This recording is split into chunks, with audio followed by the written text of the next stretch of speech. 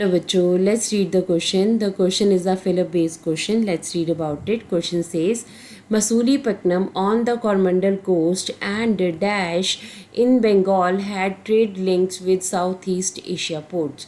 देखिए क्वेश्चन में हमसे पूछा गया है कि मसूलीपट्टनम जो कि कोरोमंडल कोस्ट के ऊपर थी एंड बंगाल में कौन सी पोर्ट थी जिनके लिंक जो हैं वो साउथ ईस्ट एशियन कंट्रीज़ और पोर्ट्स के साथ थे.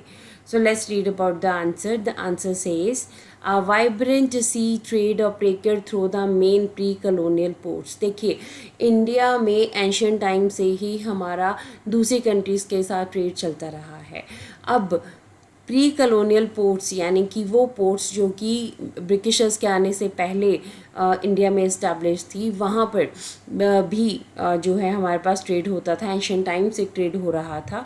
अगर हम इन पोर्ट्स की बात करें तो हमारे पास कौन सी पोर्ट्स हैं. सूरत वॉज ऑन गुजरात कोस्ट. ठीक है, सूरत जो है हमारे पास गुजरात कोस्ट के ऊपर पोर्ट थी. Connected India to the Gulf and the Red Sea ports. ठीक है, अब सूरत जो हमारे पास पोर्ट थी वो किसको कनेक्ट करती थी, गुजरात कोस्ट के ऊपर थी. ये हमारे पास इंडिया को गल्फ़ की कंट्रीज़ और रेड सी पोर्ट्स के साथ जो है ये हमारे पास क्या करती थी, इसको अटैच करती थी.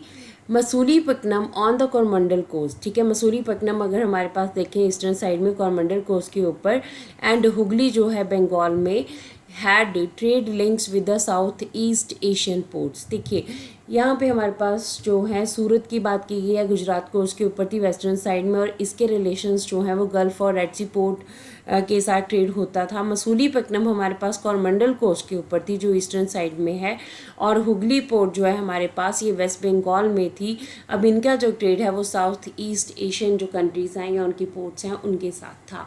तो इस तरह से हमारे पास जो आंसर आ रहा है वो है हुगली पोर्ट.